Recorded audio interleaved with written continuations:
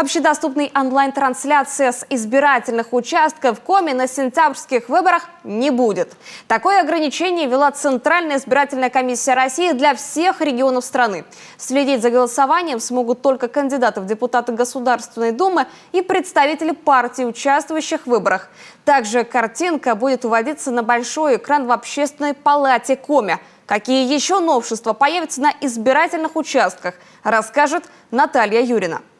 Количество избирательных участков в Коми под прицелом видеокамер увеличится на 56. Систему наблюдения установят на 356 площадках. На остальных около ящиков для голосования установят ноутбуки с камерами. Доступ к трансляциям будет у тех, чьи имена и партии в бюллетенях. Следить за процессом будут и в Общественной палате. Присоединиться к общественникам сможет любой желающий. Помимо этого, на участках задействуют 65 комплексов обработки избирательных бюллетеней.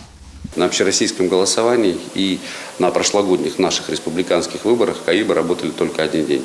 Сейчас изменено программное обеспечение, они будут работать и принимать избирательные бюллетени в течение всех 3 дней. То есть программа изменилась, это существенно упростит работу участковых избирательных комиссий. Пока идет процесс регистрации кандидатов в депутаты в Государственную Думу. После утверждения и многочисленных проверок списков заявившихся, избирательная комиссия Коми приступит к печати бюллетеней.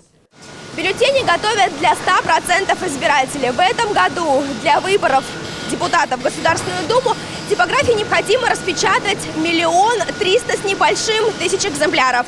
Одна половина для одномандатников, вторая для партий.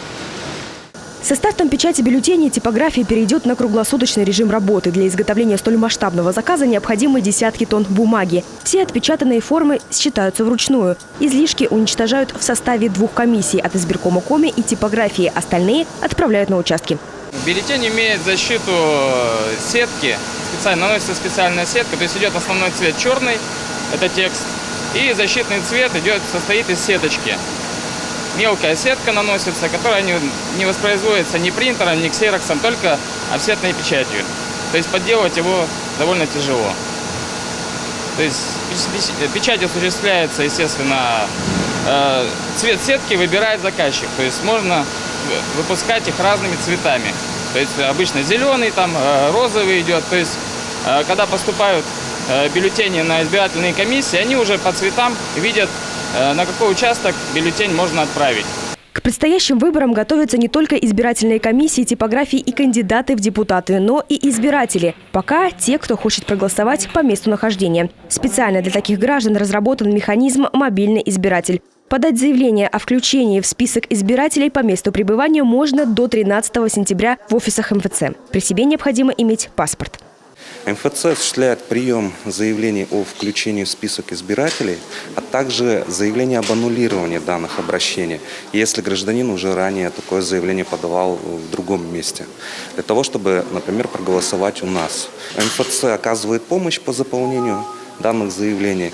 И результатирующим документом здесь будет отрывной бланк, который позволит проголосовать на территории Республики Коми по местонахождению. За пару дней приема заявлений в МФЦ обратились 6 человек, 3 в Сыктывкаре и столько же в Сысольском районе.